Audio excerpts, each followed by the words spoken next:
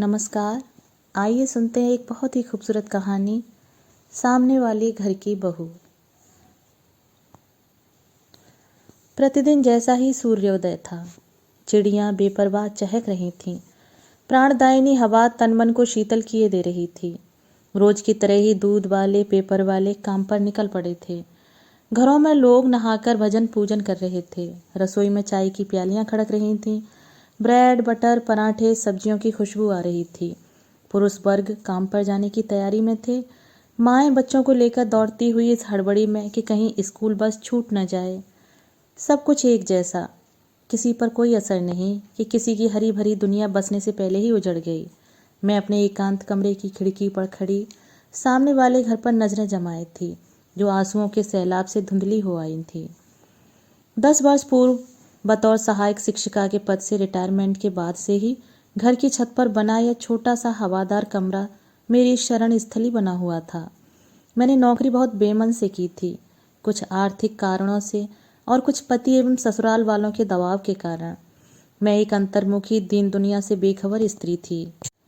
मुझे अपनी कल्पनाओं की दुनिया में व्यस्त रहना अच्छा लगता। मेरे विचार, मेरे सपने मुझे लेखन की दुनिया में खींच लाए। अपनी कहानियां और लेखों के प्रकाशन से मुझे अनुपम संतोष मिलता। किंतु अन्य आम स्त्री की भांति मुझे भी पति, सास, ससुर, देवर, ननद और अपने दोनों बच्चों की सेवा टहल करनी पड़ी। लेखन का समय कम मिलता, किंतु मैं निकाल ही लेती। प्रकाशित रचनाओं को देखकर मिली खुशी में किसी से बांटती नहीं, किंतु पति का मूक समर्थन मेरा संबल था। एक के बाद एक मैं सारी जिम्मेदारियां निभाती चली गई। मैं तटस्थ भाव से दुनियादारी निभाती रही, किंतु पति की मृत्यु के आघात ने मुझे सांसारिकता से विमुख कर दिया। कई सालों तक यंत्रवत नौकरी करते हुए एक दिन सेवानिवृत्त हो गई। उसी दिन शाम को बुलाकर मैंने अपनी एकमात्र बहू को अलमारी व बैंक लॉकर की चाबियां, कीमती साड़ियां व गहने सब कुछ सौंपकर हाथ झाड़ लिए। हमारा छोटा सा बंगला सभी सुख सुविधाओं से संपन्न था, किंतु धन, ऐश्वर्य, विलासिता, सांसारिकता से मैं पूर्णतः विमुख हो चुकी थी। मैंने छत पर एक एकांत कमरा बनवाया और इसी कमरे में रहने लगी। कमरे में एक तख्त, पतला गद्दा, चादर, बड़ी सी खिड़की के पास अपने सबसे प्रिय कोने में अपनी स्टडी टेबल व कुर्सी, एक बक्सा, गिनी हुई कुछ साड़ियां व तौलिए रखने के लिए, एक टेबल लैंप और एक पंखा, बस इतना ही सामान रखवाया। मेरे पढ़ने लिखने की मेज ही मेरी सबसे रुचिकर जगह थी, जहाँ मेरी कल्पनाएं नित नए रूप में पंख पसारे मेरे आसपास मंडराती और उन्हें श्वेत कागजों पर शब्दों में ढालते, मूर्त रूप देते हुए मैं दुनिया की सबसे सुखी स्त्री होती। मैं मोह माया से विरक्त 75 वर्षीय वृद्धा अपनी ही रचनाओं में लीन जी रही थी। तभी एक दिन अचानक मेरा भी किसी से जुड़ाव हो गया और मैं किसी के मोह में पड़ गई।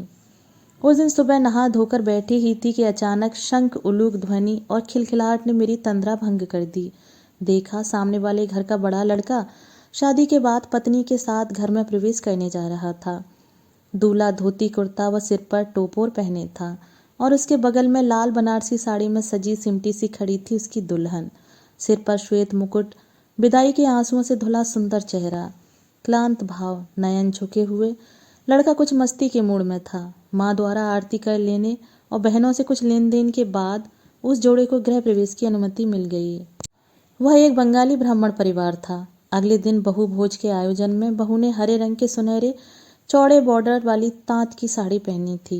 वह गहनों से लदी थी, केस पूरे खुले थे, घूंघट बस नाम मात्र का था। सर्वप्रथम साड़ी, सिंदूर, आलता व अन्य सामग्री उसके आंचल में देते हुए पति ने जीवन भर उसके वस्त्र भोजन की जिम्मेदारी वहन करने का वचन दिया। फिर बहू ने कोई एक व्यंजन सबकी थाली में परोसा और भोज शुरू हो गया। हंसी खुशी का माहौल था। यह सारा आयोजन उनके घर के आंगन में हो रहा था, जो मुझे अपनी खिड़की से स्पष्ट दिखाई दे रहा था। अचानक मुझे ध्यान आया, कल से मैं लगातार सामने वाले घर की ओर टकटकी लगाए बैठी हूँ। जब भी मेज पर लेखन या पठन के लिए बैठती, आंखें अनायास ही उस घर पर चली जाती। दुबली पतली बड़ी बड़ी आंखों वाली, घनेरी पलकें, सुतवा नाक और पतले अधरों वाली वह श्याम वर्णा लड़की मेरे मन में बस गई। प्रतिदिन उसे और उसके कार्यकलापों को देखते रहने का लोभ मैं संवरण नहीं कर पाती। अतिथियों के जाने के बाद वह छुई मुई सी नई नवेली दुल्हन एक कर्तव्य परायण बहू के रूप में बदल गई। झाड़ू पोंछा लगाती, पानी भरती, सास के साथ खाना बनवाती, ट्रे में चाय नाश्ता सजाकर सबको जो जहाँ मांगे वहीं दे आती। उसके पति और देवर एक जैसे दिखते थे। ननद व देवर उसके प्रिय मित्र बन गए थे। उनके साथ ही वह बाजार व पिकनिक जाती, बागवानी करती। वह घर की दुलारी बहू थी। उसका पति उस पर जान छिड़कता था। शाम 6 बजते वह पति की प्रतीक्षा में छत पर चली जाती। 7 बजे मोटरसाइकिल की आवाज़ सुनते ही वह हिरनी सी कुलांचे भरती नीचे पहुंच जाती और आंखों में ढेर सारा प्यार व होठों पर सलज्ज मुस्कुराहट लिए गेट खोल देती। पति उसे नजरों ही नजरों में प्यार करता। फिर दोनों अंदर जाते। सब मिलकर खाते पीते मस्ती करते। कभी कभी बहू पति के साथ उसकी मोटरसाइकिल के पीछे चिपक कर घूमने जाती तो उसकी ननद हाथ हिलाकर उसे विदा करती। फिर रात गहराती, दरवाजे खिड़कियों के पर्दे लहराते। मैं अपने एकांत कमरे में बैठी उनके कमरे की रोमानियत को महसूस करती। उस घर में जिंदगी बसती थी जिसने मुझे भी प्रफुल्ल कर दिया था। उस दौरान मैंने दर्जनों प्रेम कथाएं लिखीं। मेरे पाठक प्रकाशक विस्मित थे कि इस 75 वर्षीय बुढ़िया में ऐसी कौन सी प्रेम की कोपलें फूट आईं जो यह तन मन में सिहरन जगाने वाली, सच्चे प्यार की अनुभूति कराने वाली कहानियां लिखने जा रही है। अब उन्हें भला कौन बताता कि मैं सचमुच ही सामने वाली बहू, जिसका मैं नाम भी नहीं जानती, से एक गहरा रिश्ता जोड़ बैठी थी। फिर उसके देवर को कहीं बाहर नौकरी मिल गई और वह चला गया। उसकी ननद की भी शादी हो गई। अब घर में बस 2 जोड़े रह गए थे, जिनमें एक वृद्ध था और दूसरा जवान। प्रेम में उन्मत्त, जीवन से भरपूर। माता पिता उन्हें पूर्ण प्रेम और संरक्षण देते, उनकी खुशी से खुश होते। शायद अब वे उनसे एक बच्चे की अपेक्षा करने लगे थे। और ऐसा ही कुछ होता भी यदि अचानक एक भयंकर दुर्भाग्य का साया उस परिवार पर न पड़ा होता। मैं रात भर सो नहीं पाई थी। जब शाम को मेरी बहू ने मुझे बताया कि सामने वाले घर के बड़े पुत्र की एक सड़क दुर्घटना में मौत हो गई। उस घर से आती माँ की चीखें, पिता का निःशब्द क्रंदन और बहू का आर्तनाद मैं अपने कमरे से सुन और महसूस कर सकती थी। पूरी रात गृह स्वामी अपने छोटे पुत्र के साथ युवा बड़े पुत्र के शव की काट छांट देखते रहे थे। उनकी रात पोस्टमार्टम रूम के बाहर ही बीत गई और अब भोर में सफ़ेद वस्त्रों में लिपटा शरीर घर के आंगन में पड़ा था। वही शरीर जिसे माँ ने महीनों कोख में रखा, जन्म दिया और बड़े अरमानों से पाला था। वही शरीर जो पिता के बुढ़ापे की लाठी था, बहन भाई का दुलारा था, जो एक युवा स्त्री का सब कुछ था। वह बदहवास सी निर्जीव शरीर को निहार रही थी। उसकी ननद दहाड़े मारती उसे खींच रही थी। अचानक उसकी सास गरजी, इसी नासपीटी के लिए कश्मीर भ्रमण का टिकट कटाने गया था मेरा लड़का और ऊपर का टिकट कटवा आया। माँ, ये क्या कह रही हो? छोटे पुत्र ने विरोध करना चाहा, किंतु वह नहीं रुकी। मैं कैसे चुप रहूं? इसे कोख में रखा था 9 महीने। बित्ते भर से 6 फुट का जवान बनकर जिसे सौंप दिया वही खा गई इसे। इसे जन्म देने की पीड़ा सही मैंने, अब इसे खोने का दुख कैसे सहूं? माँ जमीन पर लौट गई। माँ के इस विलाप से बहू पत्थर का बुत बन गई। फिर किसी ने भी उसे एक आंसू बहाते नहीं देखा, कुछ बोलते नहीं सुना। वह वहीं पुतले की तरह पड़ी रही, अर्थी उठने तक। वह घर वीरान हो गया। कुछ दिनों बाद पहले ननद गई और फिर देवर भी चला गया। घर में केवल 3 प्राणी रह गए थे। वे तीनों कहीं खो से गए थे। कोई नजर ही नहीं आता था। कभी कभी उस खामोशी को तोड़ती एक बेबस माँ के क्रंदन या बहू को कही गई किसी बात की बड़बड़ाहटों की आवाज़ें। फिर वही मौत का सन्नाटा। बहू के कमरे के पर्दे वैसे ही लहराते, वैसे ही सुरमई रातें होती और शीतल बयारें भी वैसी ही, किंतु विशाल पलंग के कोने में पड़ी बहू का साथी कहीं गुम हो गया था। वह उस खाली स्थान पर हाथ रखे लेटी रहती होगी, सूखी आंखें और बंद होठ लिए। मेरी लेखनी चुप हो गई थी। मैं अपनी कहानी के पात्रों की रचयिता थी। जैसा चाहती उन्हें वैसा ही चलाती थी, किंतु सामने वाले घर के पात्रों से मैं भले ही बहुत गहरे तक जुड़ गई थी, पर उनका रचयिता कोई और था। यदि इस कहानी की रचनाकार मैं होती तो स्थिति कुछ और होती, किंतु यहाँ तो पात्रों की डोर ऊपर वाले ने थाम रखी थी। अचानक मेरे कमरे का दरवाजा खड़का और मेरी बहू तेजी से सामने आ खड़ी हुई।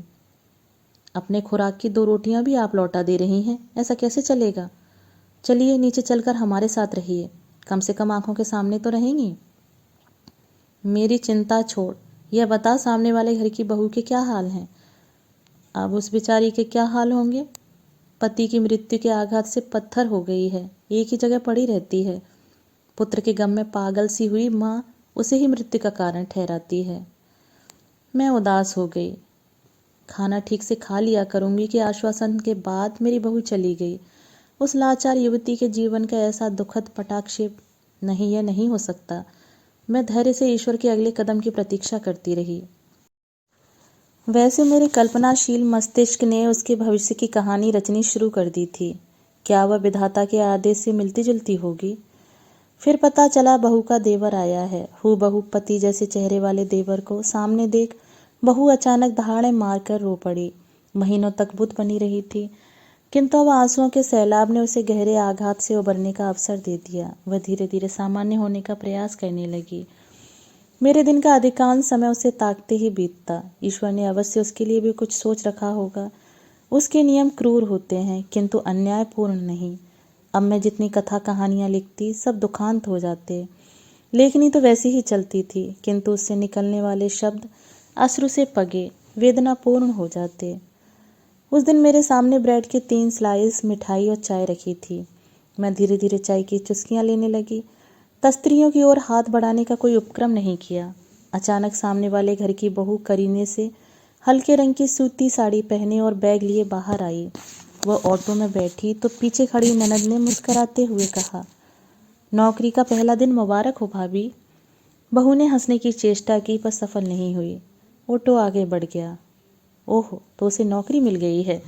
अवश्य ही पति के स्थान पर मिली होगी। अब बाहर निकलेगी, 4 लोगों से मिलेगी तो मन बहलेगा। दायित्व बोध या जिम्मेदारियों का एहसास व्यक्तिगत पीड़ा से उबरने का अच्छा माध्यम है, मैंने सोचा। मेरे सुस्त शरीर में चेतना भर गई। मैंने फटाफट अपना नाश्ता खत्म किया और ऊपर से ही आवाज़ लगाई, बहू 1 कप चाय और मिलेगी?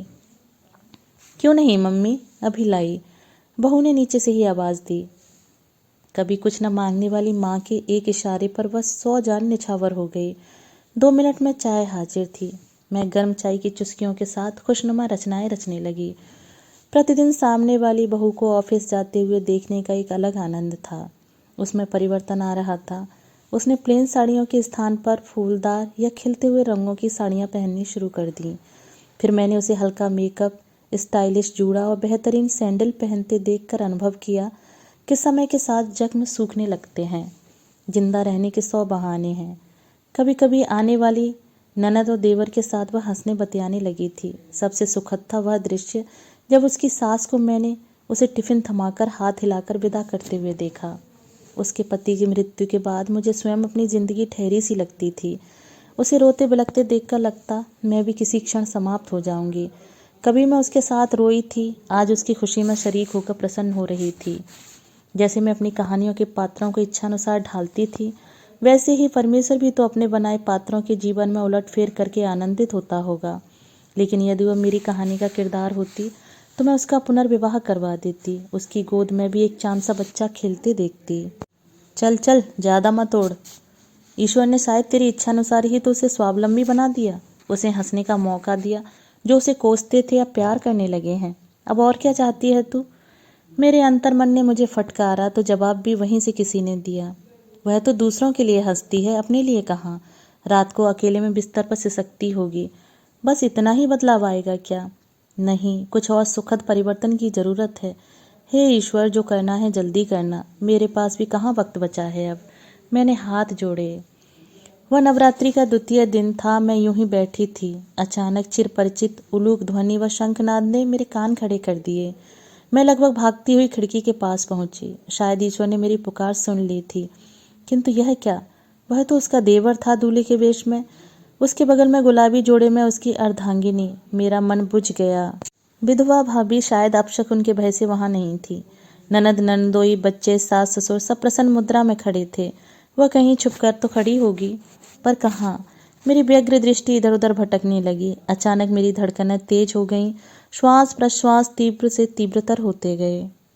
अरे, मैं भी कैसी मूर्ख थी। सामने खड़ी सामने वाले घर की बहू को पहचान नहीं पा रही थी। वही तो पति के बगल में दुल्हन के लिबास में खड़ी थी। सूनी मांग अब सिंदूर से दमक रही थी। वैधव्य के श्वेत वस्त्र अब चमकीले रंगों में परिणत हो गए थे। एक वीरान दुनिया आबाद हो गई। टूटे दिल पुनः जुड़ने लगे। कामनाएं पुनः तरंगित होने लगी थीं। मेरी खुशी का ठिकाना नहीं था, पर बाकी दुनिया उस दिन की भांति आज भी इस सबसे जैसे बिल्कुल अछूती, प्रभावहीन थी। सब अपने अपने काम में मस्त थे। उन्हें किसी से क्या लेना देना, किंतु सूर्य की किरणें आज ज़्यादा चमकीली थीं।